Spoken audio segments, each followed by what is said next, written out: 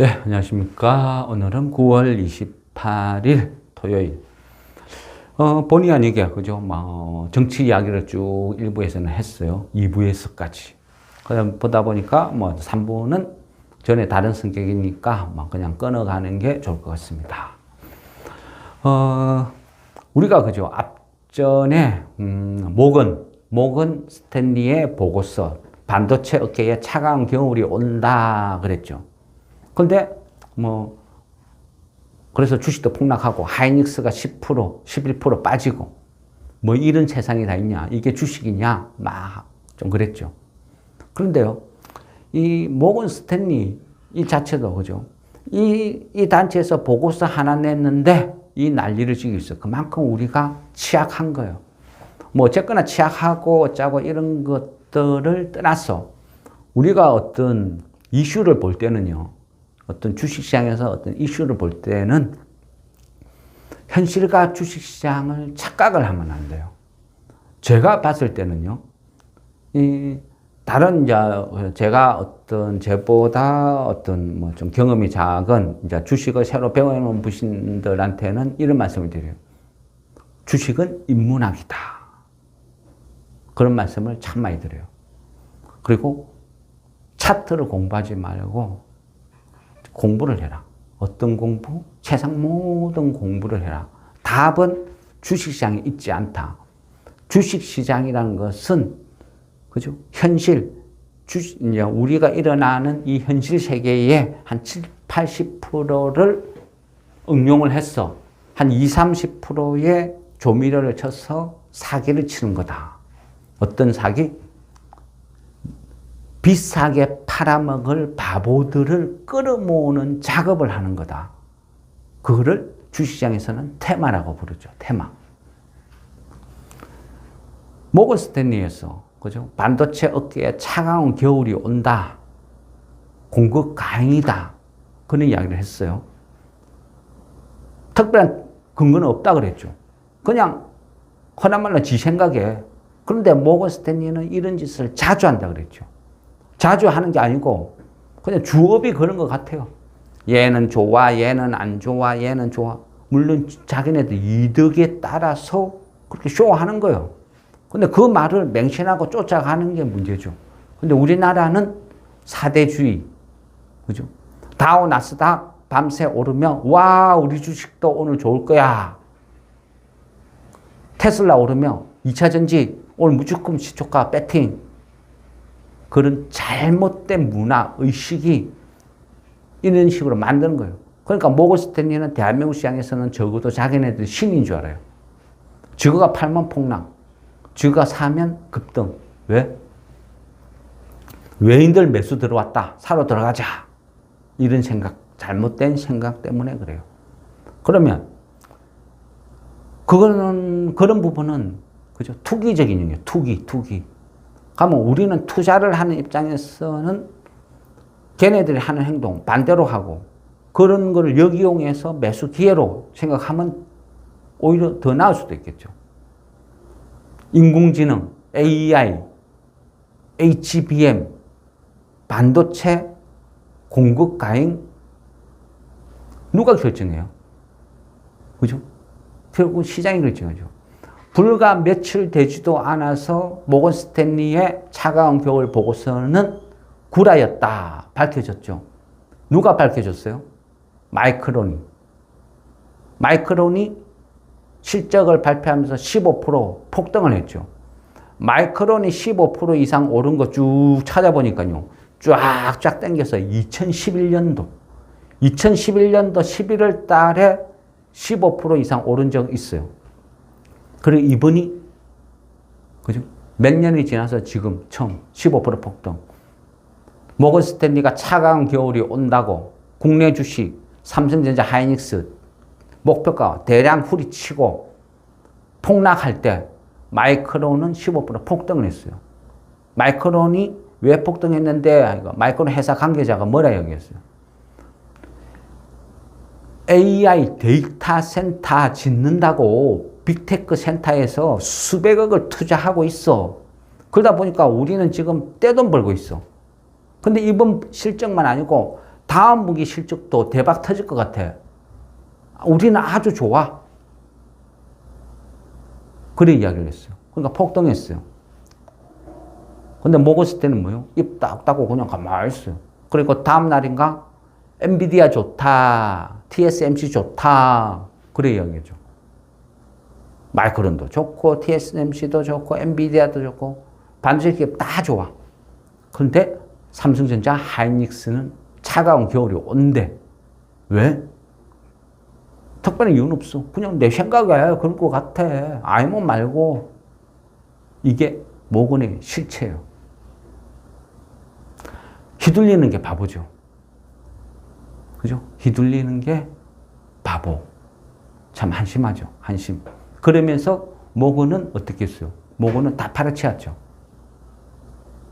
모건은 냅다 팔아치우고 그 다음에 이야기를 하는 거예요. 나쁘다고. 팔고 나서 더 폭락시키려고 한다. 뭐 이래 볼 수도 있겠죠. 희한한 일이죠. 서울지점 창고를 통해서 101만 주를 매도했어요. 9월 13일 날. 그리고 나서 차가운 겨울이 온다 하고 발표를 하고 또 하이닉스가 한 11% 정도 폭락을 하고 법적으로 따져보면 이런 거는 선행매매라고 하죠. 선행매매. 위법이에요. 위법. 그런데도 버젓이 하고 있어요. 무서울 거 없다. 자신감. 그죠? 공급 가행인지 아닌지 이거는 어떻게 알아요? 누구한테 물어봐요? 인터넷 막 찾아가지고 검색어 공급 가행 해가지고 찾아보면 되나요? 공부를 하는 거죠. 이런 공부는요, 주식판에서 찾아보면 안 돼요. 밖에서. 인문학. 누구한테 찾아볼까요? 누구한테 물어볼까요? HBM이, 인공지능이 공급 가행인지 아닌지 누구한테 물어봐요? 저는요, 얀 르쿤이라는 뉴욕대 교수한테 힌트를 얻어요. 찾아봤어요. 얼마 전에요. 한미 AI 공동 연구 플랫폼이라는 게 있었어요. 글로벌 AI 프론티어 랩 어떤 이런 식으로 세미나식으로 개최가 됐어요. 뉴욕의 브루클린, 그러니까 메트로 테크 센터에서 이런 학회가 열렸거든요. 그럼 여기에서 주도하신 분이 얀 르쿤 뉴욕대 교수. 이분은 그 인공지능 학계에 우리말로 얘기하면 뭐 4대 천왕, 그죠? 그만큼 이름이 명망 있는 분이에요. 이 분야의 전문가. 그리고 우리가 잘 아는 그 메타라는 그 회사의 수석 과학자죠. AI 분야. 그만큼 그죠? 뭐 차세대 AR도 개발 중이고. 그러니까 AI에서는 세계 4대 석학 중에 한 분이에요. 그럼 이런 분이 이야기를 한다는 거는 그만큼 그죠? 신빙성이 있죠. 그럼 이분이 그런 이야기예요. 인공지능 아직 시작도 안 했다고. 뭔 소리야? 아직 시작도 안 했어요. 우리가 지금 알고 있는 인공지능, 그건 이제 인공지능이라고 이해를 해줘야 되나? 그 정도 수준. 진정, 그죠? 인간 수준의 범용 AI는 아직까지 없다. 입문도 안 했다. 뭐, 그분은 좀 발표한 내용이에요. 그러다 보면, 인간 수준의 AI가 시작되려고 하면, 첫 번째 단계가 재파 영역으로 들어가야 된다. 재파 영역? 이건 뭐야? 재파 영역이라는 건요, 이미지와 비디오를 통해서 인공지능이 스스로가 세상을 이해하고 학습하는, 그러니까 비생성형 AI 모델이라고 말씀해요. 그 말은요, 로봇가 지 혼자 TV 틀어놓고 앉아서 가만히 보면서, 아, 세상이 이래 돌아가구나. 지구란 게 이렇구나. 학습 비디오 틀어놓고 그거 보면서, 와, 영어의 구조는 이렇구나. 내일은 틀어서 스페인어를 내가 학습해야 되겠다. 2단계가 비로소 시작이라는 거죠. 지금은요, 시작도 안 했다는 거예요. 근데 시작도 안 했는데 무슨 공급 과잉? 웃기는 이야기죠. 그죠? 웃기는 이야기. 근데 주식시장에서는 그게 통하고 있다. 그게 문제죠.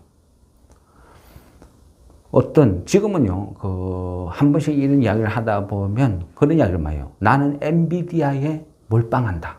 엔비디아 평생 들고 간다. 글쎄요. 주식의 시세는 잘 모르겠어요. 그런데요, 그걸 알아야 돼요. 엔비디아가 영원할 것 같아요. 엔비디아가 영원하다고 생각하는 사람들은 공부를 아예 안 하는 사람들. 그냥 남들이 하는 이야기 듣고 그냥 사놨는 거예요. 체면에 빠지는 거죠. 세상은 끝없이 변해요. 끝없이 변하고 기술도 끝없이 바뀌어요. 옛날에요, 모토로라가 핸드폰이 있을 때, 슬라이드 폰, 이런 거 할 때, 키패드라 그러죠. 꾹꾹꾹꾹 버튼 누를 때. 이 키패드 만드는 기술이 가장 뛰어났어요. 누르면 터치감이 좋은 거죠. 그래서, 한때, 모토로라가 엄청난 인기를 끌고 한 적도 있었죠. 근데 시간이 지나면서 많이 다 망했죠. 왜? 터치 스크린이 나왔기 때문에. 화면에다 대고 그냥 뭐 누르고 키패드가 필요 없는 세상이 오버린 거죠. 신제품이 나오고. 삐삐라는 게 있었을 때 주식시장에는요, 삼성전자보다 더 대단한 회사가 스탠다드 텔레콤이라는 회사가 있었어요. 그런데 삐삐란 게 핸드폰이 나오면서 망해버렸죠. 디지털 카메라 아니면, 그죠? MP3 아니면 가장 가까운 예로는, 그죠? 우리 게임기, 일본에. 그런 식으로 엄청나게 기술은 빨라져요. 그 기술을 따라잡느냐, 못 따라잡느냐. 도태하면 망해요. 가만히 있어도 망해요. 엔비디아가 영원히 지속할 거다? 저는 그렇게 생각해요. 왜? 얀勒쿤 교수의 강의, 설명을 듣고 인공지능, 엔비디아 이런 것들 유출을 해보는 거죠. 아, 바뀌구나. 끝없이 바뀌구나. 지금 현재 잘 나가는 거지. 앞으로도 계속 잘 나가는 건 아니다. 그렇게 생각하는 거예요. 지금 현재까지는 엔비디아의 GPU가 최고가 될지 몰라도 조만간 가까운 세상에서는 또 다른 게 나오구나. 이미 시작됐구나. 그렇게 생각하는 거예요. 그래서 지금은 제 생각은 그래요. 투자라는 것은 지금 엔비디아를 사상 최고가에 올라타는 게 아니고 그 다음을 내다보는 거죠. 그 다음 세상. GPU 다음 세상. LLM, CXL, PIM, 그 다음을 보는 거예요. 인간의 뇌죠. 인간의 뇌. 인간의 뇌랑 지금 최고 슈퍼컴퓨터, 인공지능, 누가 지금 앞설까요? 그죠? 누가 앞설까요? 못 쫓아오죠. 아직까지는 어떤 슈퍼컴퓨터도, 그죠? 인공지능도 사람을, 뇌를 쫓아오지는 못해요. 그러다 보니까 많은 반도체를 설계를 할 때 인간의 뇌를 모방하는 방식을 사용하는 거죠. 유로모피. 계속 바뀌는 거예요. 그죠? 계속 바뀌고 있다. 그럼 여기에서 앞으로는 뭐가 지배를 할지 세상은 계속 변하는 거예요. 오늘의 1등이 영원한 1등은 아니라는 거죠. 지금 보면요. 지금 보니까 삼성전자가 올해로 이제 반도체를 손댄 지 50년이 됐어요. 50년 전에 일본이 반도체 시장을 장악을 했고, 삼성이 이병철 회장 시절부터 해서 반도체를 손댄다 했을 때 일본에서 비웃었어요. 너가 할 수 있는 게 아니야. 돈으로 할 수 있는 게 아니야. 그런데 세월이 흘러서 일본 기업들은 다 망해버렸죠. 없어요. 1993년도에 D램 1등 삼성전자가 차지했어요. 그러면서 세상이 뒤바뀌었죠. 1993년 D램 1등을 삼성전자가 하면서 그때부터 삼성은 항상 1등 그리고 초격차 이런 단어가 어울리는 기업이었어요. 세월이 많이 흘렀어요. 1993년이니까 그때부터 1등. 지금 세월이 흘러서 한 30년 지났죠. 지금 현재 어때요? 삼성의 모습? 아직도 우리가 삼성을 영원한 1등이라고 생각하나요? 초격차라고 부르나요? 삼성 위에 뭐 아무것도 없나요? 하이닉스, TSMC, 엔비디아, 인텔? 인텔 요즘 어렵죠. 왜 이런 일이 벌어졌을까? 그런 것도 생각을 해보는 거예요. 그러면 삼성은 이대로 끝인가? 그죠? 그 부분을 생각해 보는 것도 재밌겠죠. 저는 삼성이 이대로 도태하느냐, 다시 회생하느냐는 이번 한 연말 인사이동 때 사람을 보면 대충 답이 나오지 않을까, 이런 생각도 뭐 한 번씩 해봅니다. 그동안 봤을 때 삼성의 장점은 뭐냐 하면 끝없는 위기의식, 위기가 딱 시작되면 위기라고 인식을 빨리 한다는 거예요. 그래서 위기를 헤쳐나갔어요. 이번에도 위기라고 느낄지 안 느낄지. HBM에서, 그죠? 하이닉스보다 한참 뒤지고 있는데 이걸 어떻게 해석할 거냐? 쫓아갈 거냐? 그죠? 결국 위기의식을 느꼈다는 것은 그 다음은 뭐죠? 실행은 누가 해요? 개선은 누가 해요? 결국 사람이죠. 그래서 지금의 위기가 생긴 것은 사람한테 문제가 있어요. 그러면 그 위기를 돌파하는 것도 결국은 사람이죠. 그래서 이번 연말 인사이동 뭐 이런 것들을 보면 대충 답이 나오지 않을까? 뭐 이런 생각도 뭐 나름 한번 해본다는 거죠. 새로운, 그죠? HBM을 능가하는 새로운 뭔가가 나올지 어쩔지 지켜볼 문제죠. 인간의 뇌, 지금 어떤 인공지능도 인간의 뇌를 못 쫓아온 데 있어요. 인간의 뇌를 표방하는 많은 인공지능을 하고, 그러기 위해서 인공지능 시대를 만들기 위해서 데이터 센터라는 것을 끝없이 만들어요. 그럼 이 데이터 센터를 유지하기 위해서 전력이 필요하고, 그러다 보니까 뭐 액침 냉각이다, 또 그는 새로운 어떤 전력 뭐 공급 방법 여러 가지로 막 모색을 해줘. 중요한 거는 뭐다? 인공지능 시대에는 엄청난 전력을 사용한다. 그게 난제죠. 그런데요, 인간의 뇌는요, 한 20와트 정도의 전력을 써요. 이 20와트 정도면 우리 쪼매난 전구 하나 불 반짝 들어올 그 정도 수준? 크리스마스 트리에 수많은 전구 중에 하나 들어올 수준? 요 정도 전력밖에 사용을 안 해요. 왜 그럴까요? 그래서 저는 그래요. 인공지능 시대에 엄청난 데이터 센터를 지어야 되니까 데이터 센터에 투자, 아니면 전력의 투자, 이것도 한 가지 방법이 되겠죠. 그런데 인간의 뇌는 이렇게 작은 20와트의 전력을 쓰고도 이 엄청난 성능을 발휘하는데, 그러면 데이터 센터보다 차라리 인간의 뇌를 표방할 수 있는 새로운 기술의 기업을 찾아보는 게 훨씬 재밌지 않을까. 그런 기업이 있다면, 찾아서 투자를 한다면 그게 진정한 투자가 아닐까. 그죠? 제가 생각하는 투자라는 것은 이런 거죠. 이런 식으로 생각을 하고 그런 관련 기업을 찾아보고 그런 기술을 찾아보고, 그게 제가 생각하는 분야입니다. 요즘 하다 보니까 뭐 여러 가지를 보다가 온 디바이스 AI라는 것도 이 분야를 책을 찾아서 막 공부를 하다 보니까 볼 때는 처음에는 되게 쉬웠는데 이 부분을 자꾸 이해를 하면 할수록 주식으로 해석을 하려고 하니까 범위가 엄청나게 넓어져요. 되게 어려워져요. 그런데 재미는 있어요. 왜? 이런 부분을 이해를 하면 관련된 회사를 찾을 수 있는 뭐 비밀의 열쇠, 뭐 퀴즈를 하나하나 풀어가는 느낌, 뭐 이렇다는 거죠.